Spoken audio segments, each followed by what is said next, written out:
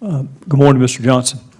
Morning, sir. I want to start by thanking you for your service to our country, which includes a very successful stint as an AUSA.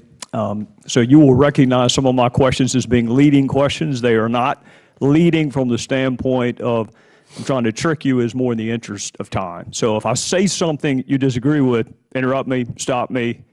It's just in the interest of time. I want to see if we can get some things out of the way that we all agree on. Russia has a history of cyber attacks against our country. Is that true? Yes. In the parlance of our former jobs, Russia would be considered a career offender as it comes to seeking to undermine the foundations of our republic. They are constantly trying to attack the foundations and firmament of our republic. Is that fair? I think that's a fair statement. All right. So they're a career offender. They have a history of cyber attacks on our country.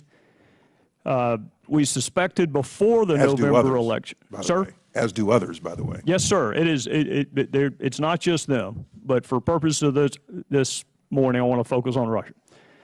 We suspected before the November elections that they might attack our voting infrastructure.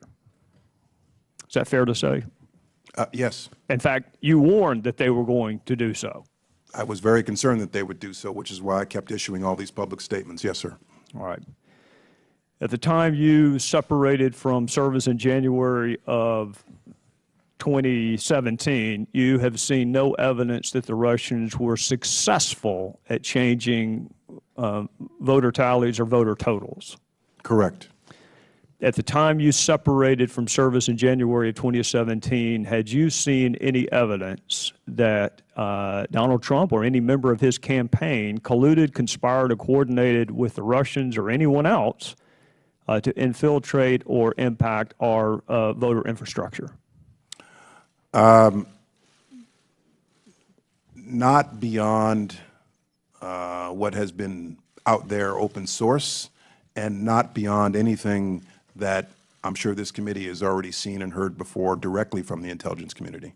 So the only thing I'd have on that is derivative of what the intelligence community has and the law enforcement community. Speaking of the intelligence community, it strikes me that most of the information currently available was available in the fall of 2016. Most of the intelligence products that are relied upon to form certain assessments, that underlying data was available in 2016, some of it before the election. I'm not in a position to agree or disagree with that because I don't have access anymore to intelligence over the last 5 months. Well, looking at this a different way, before the election in November of 2016, you had already seen evidence of Russian efforts to impact our election. In fact, you testified they had a preference for a candidate. They were aggressive, and I think you used the phrase plain and simple. Yes, but with respect to efforts to hack into the DNC and other political organizations, yes, very clearly. All right. Correct. Well, this is, I guess, what I'm getting at. They're a career offender when it comes to attacking the foundations of our republic. They have a history of cyber attacks on our country. You warned before the elections that they may attack our voting infrastructure. After the election, President Obama took steps to target Russia, and you took steps to consider our voting apparatus to be critical infrastructure. Given what we knew before the election, what more could we have done and should we have done? We weren't surprised that Russia was doing this to us. They always do it to us. So what more could we have done, should we have done before the election? Well, hindsight is brilliant. Hindsight is 20/20. I'll preface my answer by saying I think it was unprecedented, the scale and the scope of what we saw them doing. And there had very clearly been intrusions before by a number of state actors, as I'm sure you're aware. In retrospect, it would be easy for me to say that I should have bought a sleeping bag and camped out in front of the DNC in late summer with the benefit of hindsight. I can tell you for certain that in the late summer, fall, I was very concerned about what I was seeing, and this was on my front burner all throughout the pre-election period in August, September, October, and early November to encourage the states to come in and seek our assistance. And I'm glad that most of them, red and blue, did.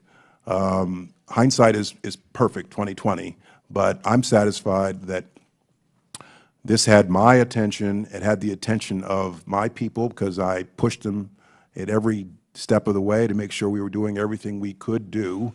But obviously there are lessons learned from this experience, and for the future there's probably more we can and should do. For the states, if I remember correctly, you had a conference call or otherwise communicated with the states to offer them your assistance prior to the election. Correct. And if I remember your testimony correctly, their response vacillated between neutral and opposed. Correct. Well, it was to the issue of designating them as critical infrastructure. Okay. Correct. Do you know, without naming the states, whether any of the states most vocally opposed to that designation were in fact impacted by Russian efforts?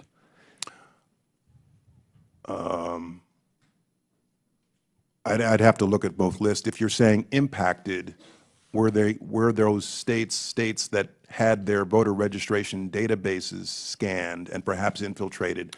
I'd have to look at both lists, sir. I don't have that information off the top of my head. Yeah, what I'm wondering is if any of the states most vocal in rejecting your help actually needed it the most. Well, again, they didn't reject our help. 36 of them accepted our help, but they were resisting the idea of a designation to be critical infrastructure, which I went ahead and did anyway.